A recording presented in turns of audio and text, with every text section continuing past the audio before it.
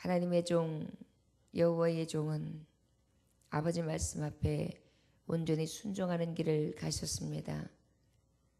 이 시대의 하나님의 종들도 이 길을 따라 순종의 길을 가야 마땅한 것을 하나님의 말씀을 통하여 들려주심에 감사합니다. 순종이 제사보다 낫다 말씀하신 하나님, 복음을 들고 가는 길, 십자가 길 묵묵히 지셨던 예수님, 하나님의 택하신 종 여호와의 종 외아들이셨던 예수 그리스도, 성자 하나님, 그 길이 순종의 길이었습니다. 그 모범의 길을 따라 우리도 갈 수 있게 하여 주옵소서.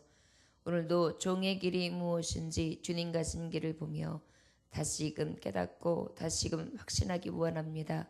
그 길 따라서 죽도록 충성하며 표대를 향하여 달려갈 길을 다하여 의의 면류관, 영광의 면류관, 부활의 영광 다 볼 수 있도록 역사하옵소서.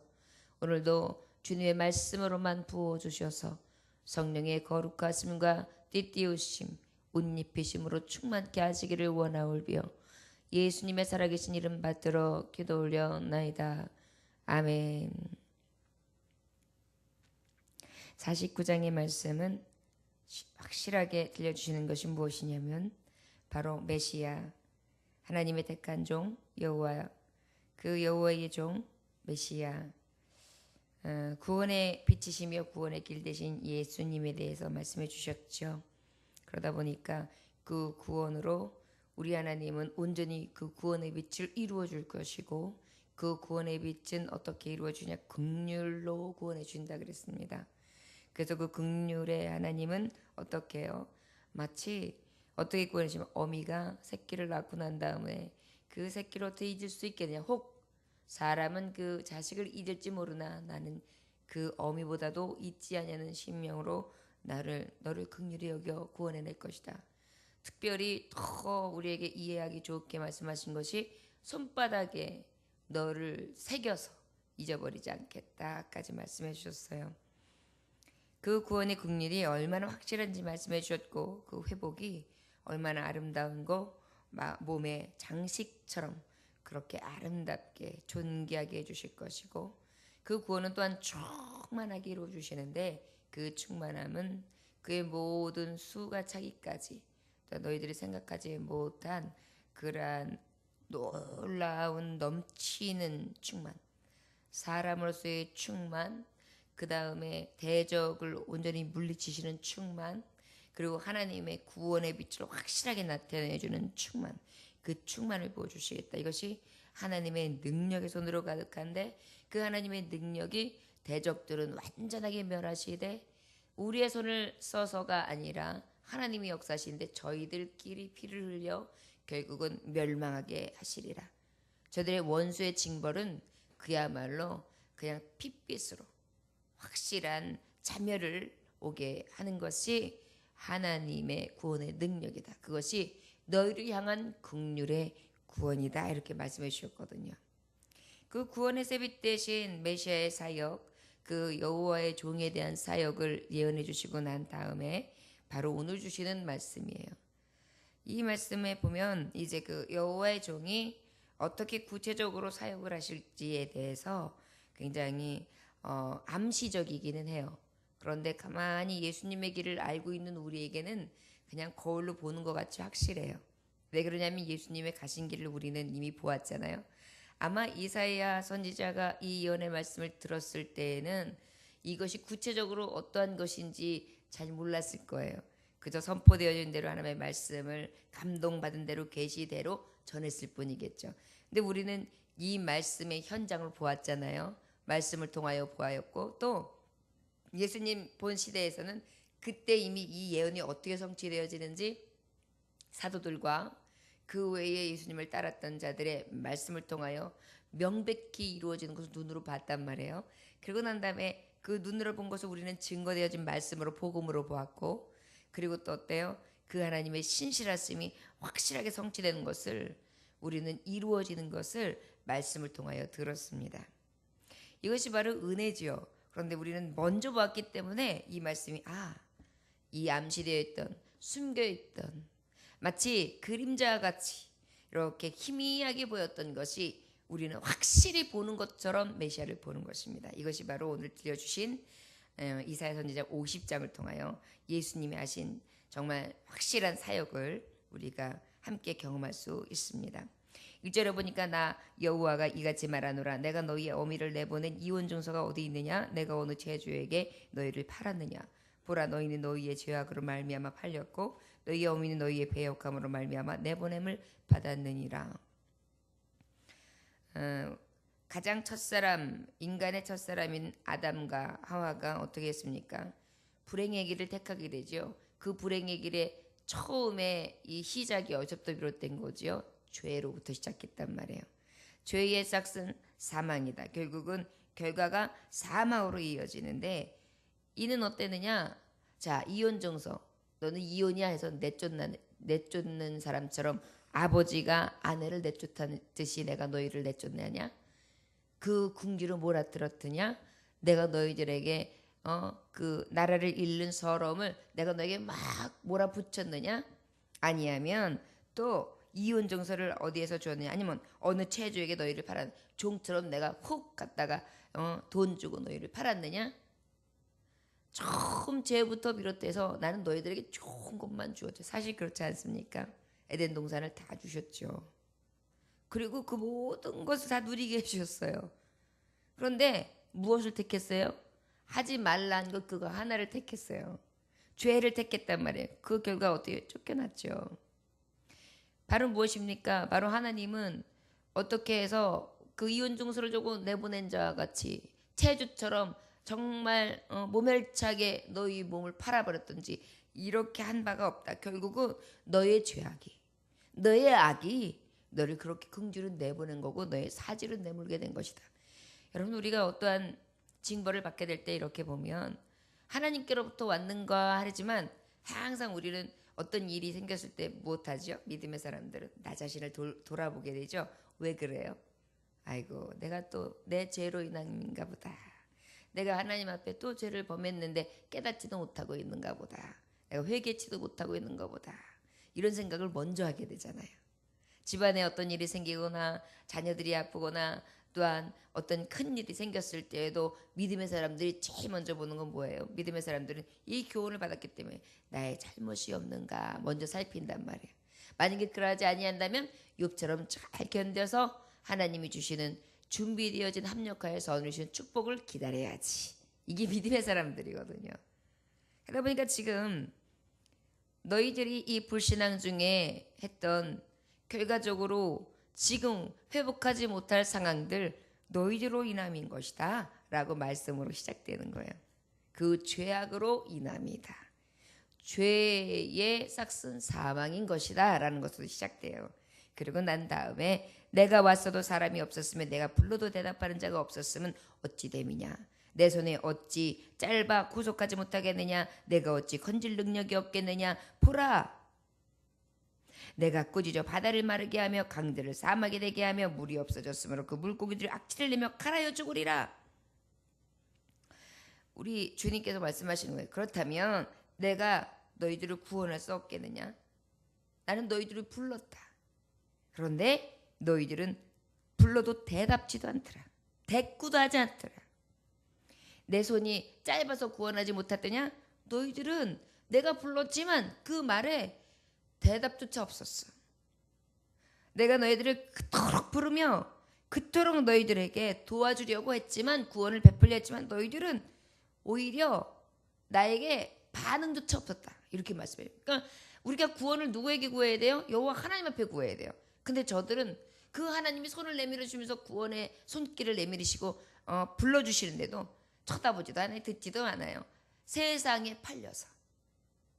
우리가 베드로 후서의 말씀처럼 우리가 어디에 세상에 팔려서 사도 바울의 그 말씀처럼 세상에 팔려서 로마서의 말씀처럼 세상에 팔려서 그러다 보니까 하나님의 이 구원이 능력이 없어서 그렇게 되냐? 너희 듣지 아니함이었지. 그러다 보니까 어떻게 되냐? 오히려 나는 내가 꾸짖어 바다를 마르게 했다.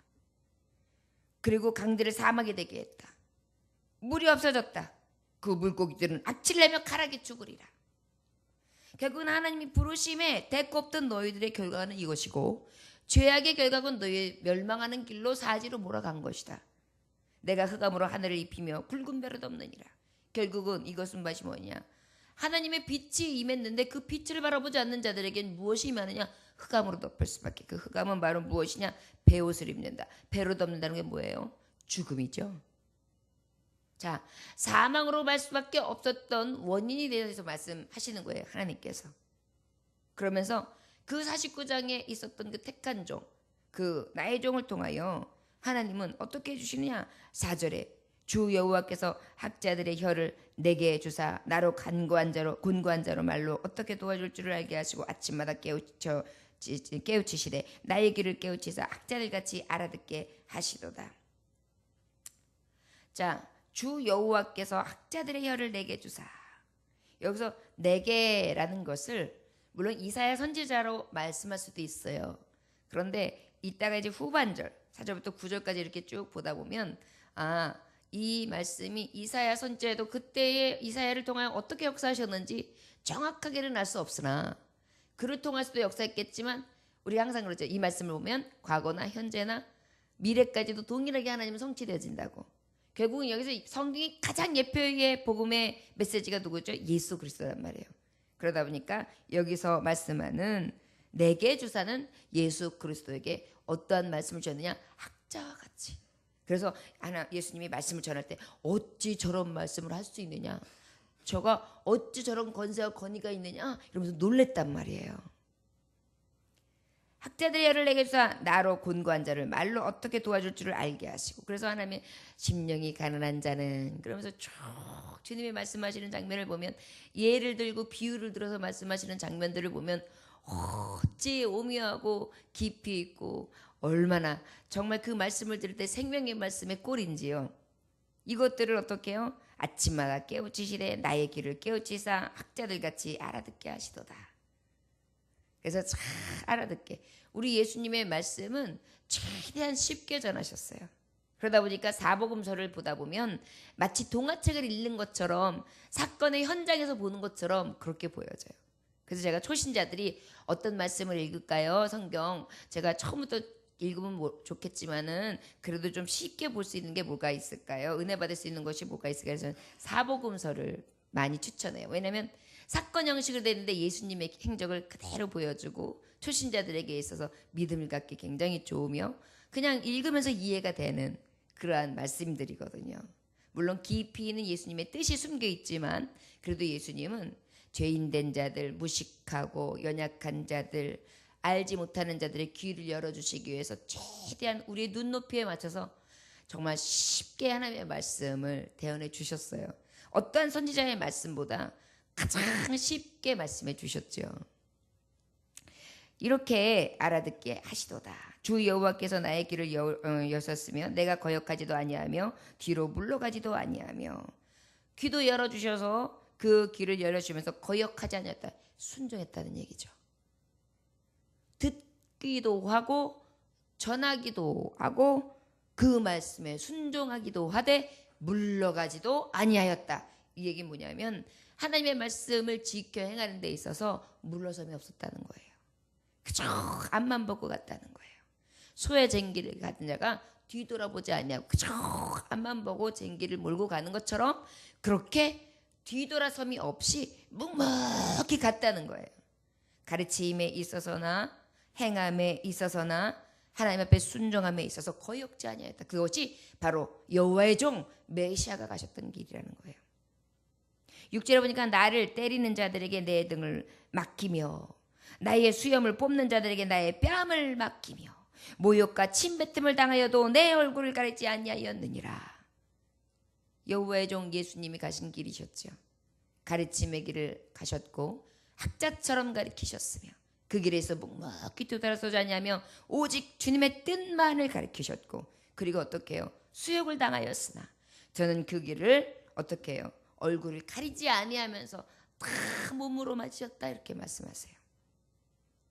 내 등을 맡겼다. 채찍을 맡기시고 또 나의 수염을 뽑는 자들에게 나의 뺨을 맡기시고 주먹으로 때리고 침을 뱉고 뺨을 치며 얼마나 많은 능욕을 당하셨습니까?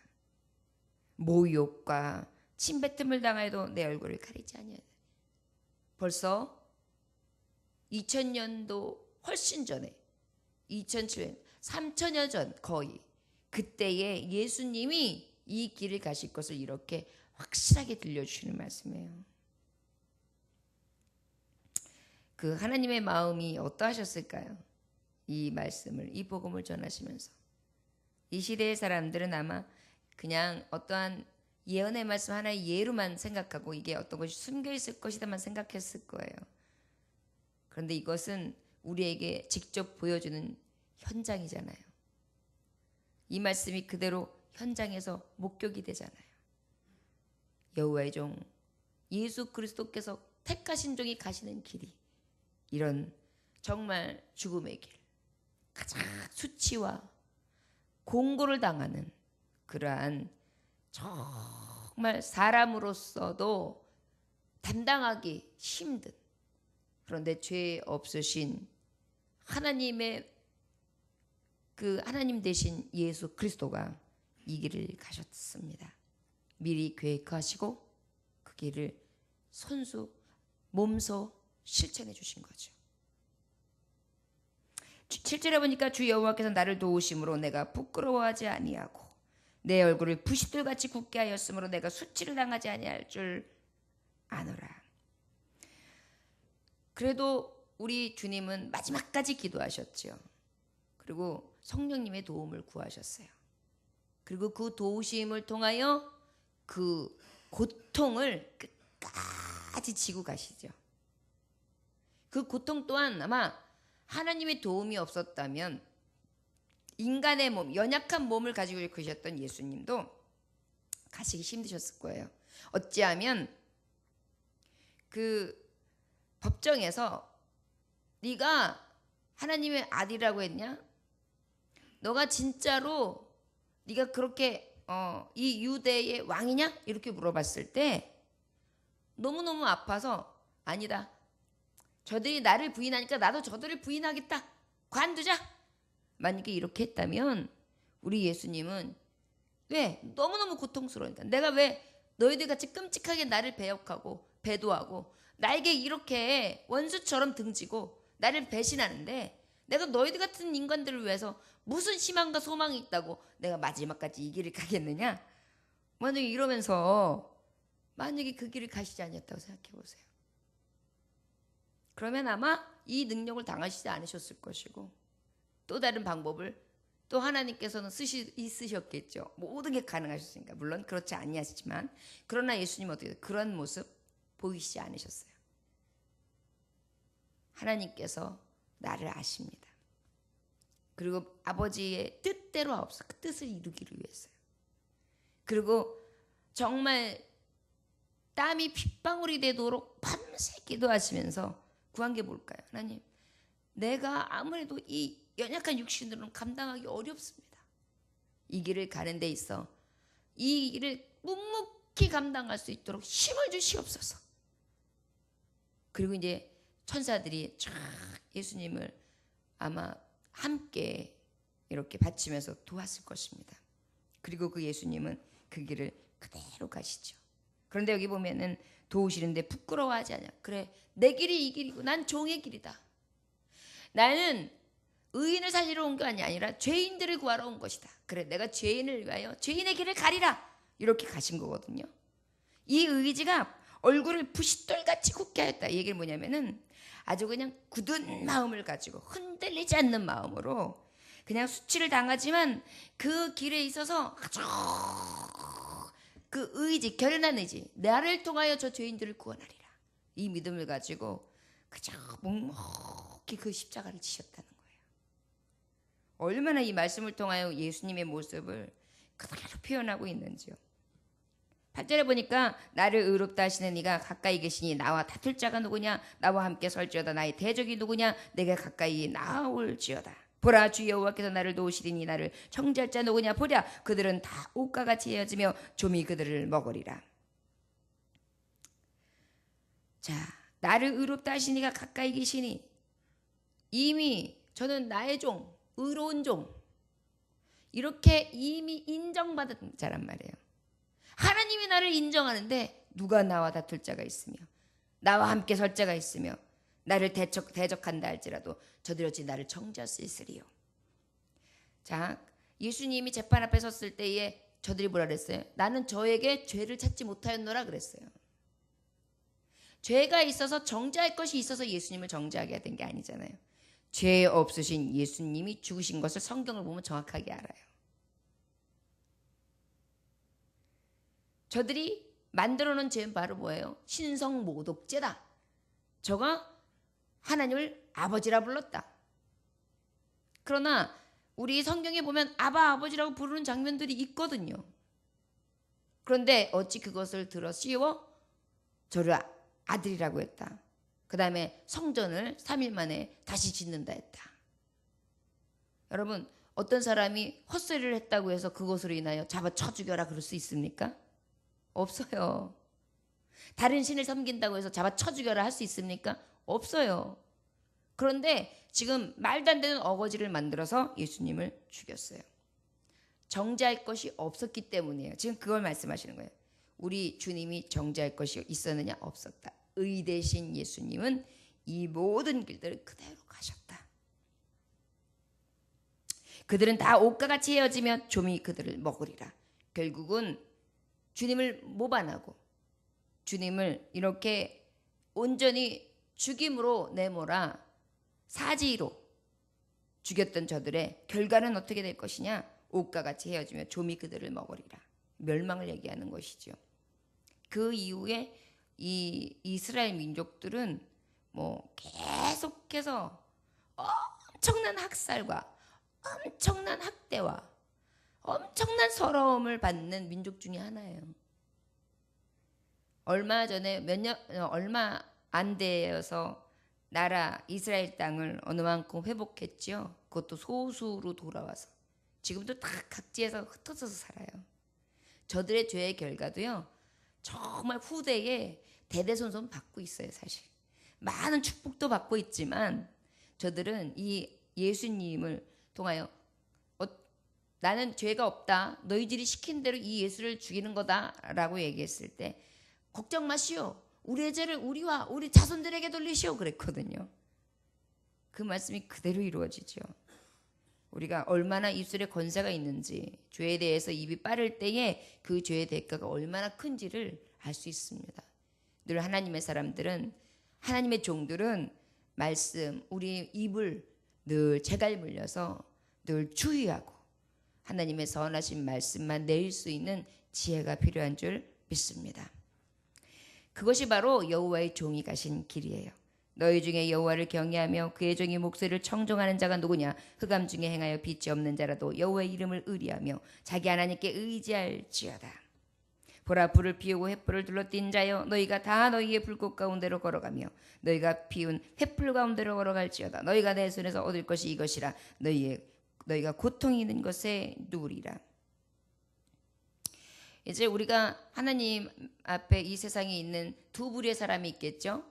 한 부류는 하나님의 말씀 앞에 순종, 한 부류는 하나님의 말씀 앞에 불순종, 한 부류는 영생, 한 부류는 영벌, 그 다음에 한 부류는 영생, 결국은 생명, 하나는 사망이겠죠.